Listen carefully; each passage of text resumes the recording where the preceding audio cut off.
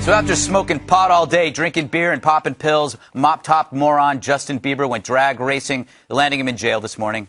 This is his mugshot, which proves that no matter what you do, bad boys always look great at 18.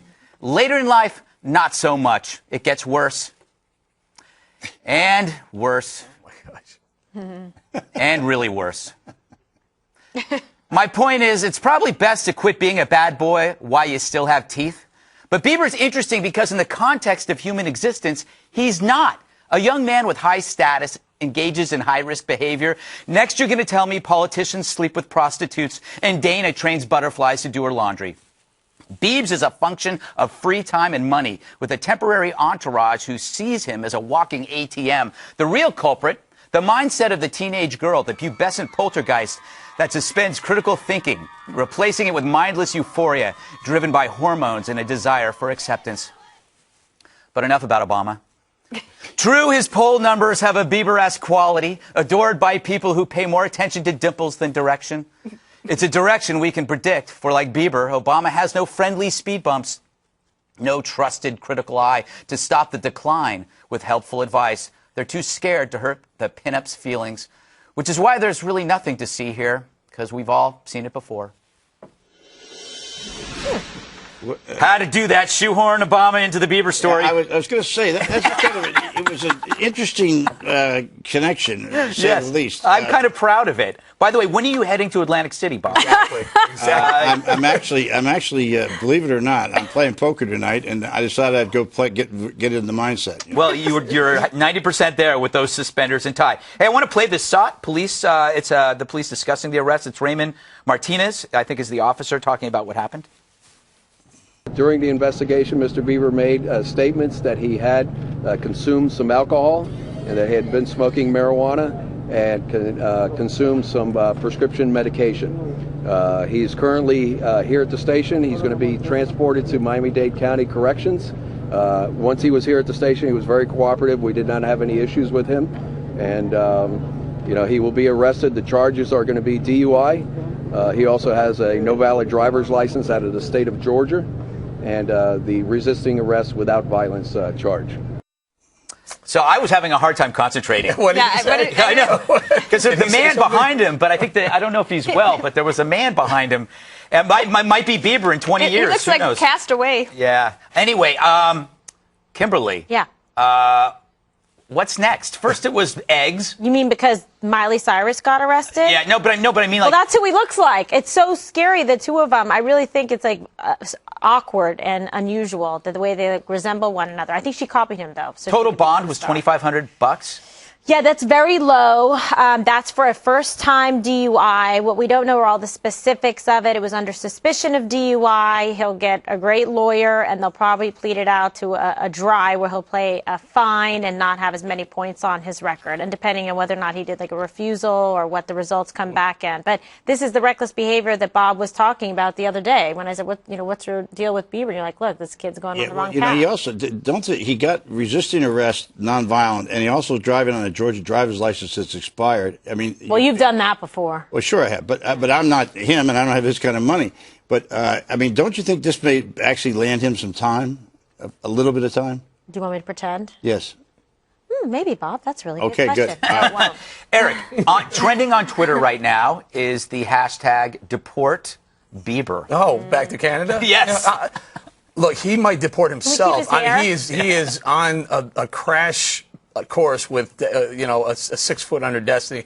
Kids between the drugs and the speeding, his Ferrari, which was rented. Lamborghini. He rented a Lamborghini. Guy's worth $100 million. No, that's what you do. If you're in different cities, different towns all the time, so they you have don't have to specialty dealerships like Beverly Hills, Miami, and you take the car out for the week, and you can be flashy and have a Lamborghini or Testarossa. Gotcha. Look, you have to feel bad for him. Honestly, everyone wants to beat him up right now, but the kid is going to kill himself. He's on a bad path. Yeah. Dana, if we've learned anything, women love a bad boy. How do you feel about Justin Bieber now? Oh, wow. He's not bad. Well, look, who among us has not gotten really drunk Yes. and high on drugs and rented a very expensive sports luxury car and went drag racing down Central Park West. Yeah. There's only two of us at this Saturday table. nights. That's what we do. The pedals are too far in those cars. He started out, when I was reading some things about him when he was first getting started, he was doing some really amazing, if you liked his music, then he was selling a lot of records, but he was also doing a lot of charity work, a lot of stuff with evangelical Christians, and I hope that the people that he's surrounded himself with after this event are more like the people that helped him get started than the ones who are guiding him in this bad direction. This kid needs to get, I don't think he should do jail time. He needs to get out of there and get into a rehab and get himself, try to get started. But this is a classic rehab? I mean, do you really think he's an addict? Well, they say he likes that scissor, that cough syrup stuff. Yeah, but the problem is every time you see one of these young stars, they always are surrounded, as you pointed out, by an entourage of people who make their money off of making sure that he's out there producing. And that's the sad part of it. The tragedy is this kid is going to die. You know when? When he's not popular anymore. Yeah, they're gone. When no one cares about his music anymore, and now he's living this lifestyle, he's going to try and make up for that adrenaline rush that he's getting right now.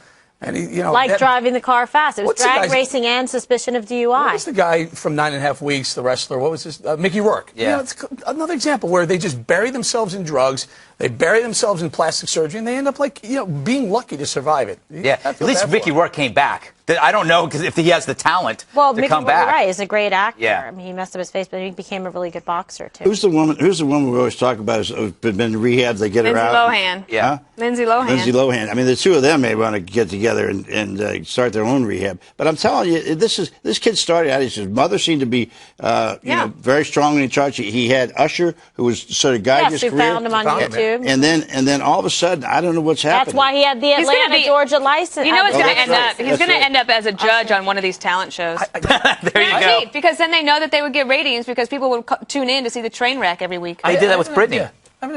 Bob, is Celebrity Rehab still on? No, I say they bring back Celebrity Rehab. Bob runs this show. You got Rodman, you got Lindsay Lohan, you got Justin Bieber. You have plenty of people that can join your rehab group, and you're willing to go to LaGuardia for them if they have to. I'm telling you, this is a sign. If somebody wonders if this kid's an addict, you don't do these things over and over again in a shorter period of time if you don't have, A, an addictive personality, and B, starts off with booze and then gets yourself up into pills, into marijuana. And what about his record label? I mean, what about what about the people that are investors in the company that are part of his? Why can't they get some adult supervision? Well, right now he has like the greatest lawyer you can buy. Yeah, exactly. So wherever he goes, he's going to be able to pay his way out of these problems, much like our president of the United States. Ah, here comes the segue. Yes. Who's having a worse year, Kimberly? Justin Bieber or President Obama? It's a tie. It's a tie. Oh, at this table, Obama's having a worse time than Justin Bieber because we actually like Justin Bieber's hair. We can keep that and deport him to Canada. That's the decision. I want to go to this thought from Kevin O'Leary. If you watch Shark Tank, it's a great show in which entrepreneurs go there, pitch a product that to get money from. And Kevin O'Leary is one of the guys. He's probably the most entertaining of them all.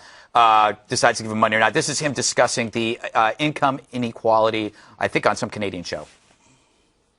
This is a great thing because it inspires everybody, gets the motivation to look up to the 1% and say, I want to become one of those people. I'm going to fight hard to get up to the top. This is fantastic news, and of course I applaud it.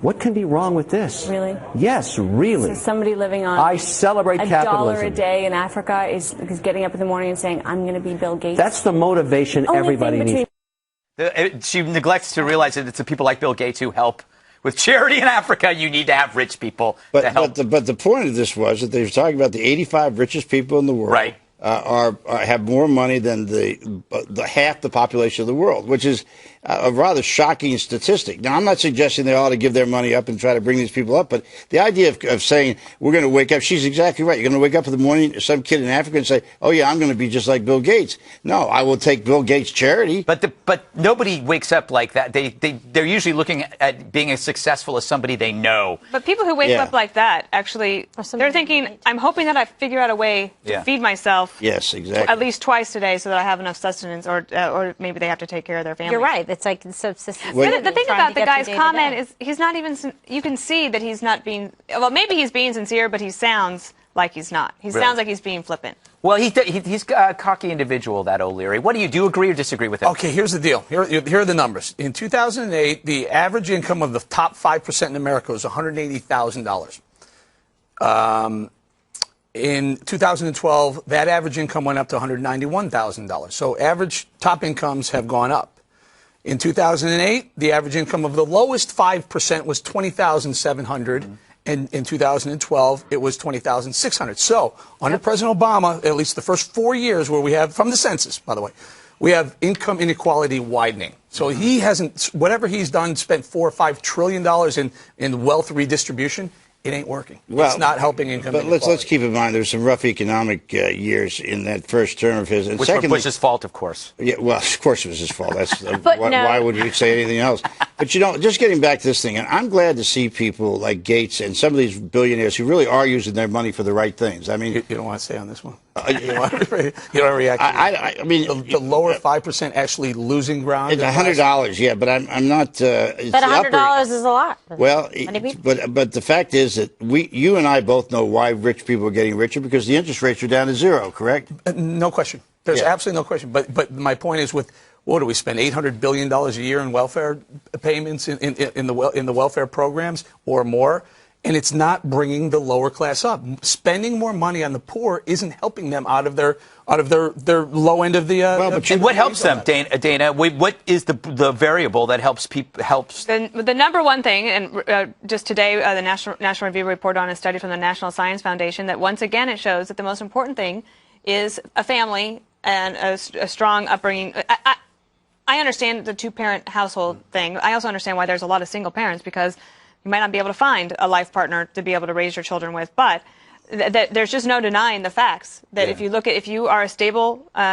a stable family, that you are more likely to be able to get into that upper income level than if you are raised in an impoverished situation. You're more likely to stay that way. The other thing about that report I found interesting was that in areas in poor areas of the country like Detroit and other places, even white people have lost ground. I mean, when you're living in a poverty area, poverty census area, they're not doing well, and they can't get out. The question is about mobility. That's the other thing. Where do they go to get jobs? Part of it is something, you could build a Keystone Pipeline. Yeah, and it goes right through that area where you might want to be able to help people. If I could make a plug for a book that we've talked about here for the past year and a half, Charles Murray wrote a book called Coming Apart, where he takes exactly that point of the low-income white areas. He only looks at white people, low-income white areas, high-income white areas, and talks about the 5 things that they need in order to be successful or to be predictive of how they won't be successful. And then you can have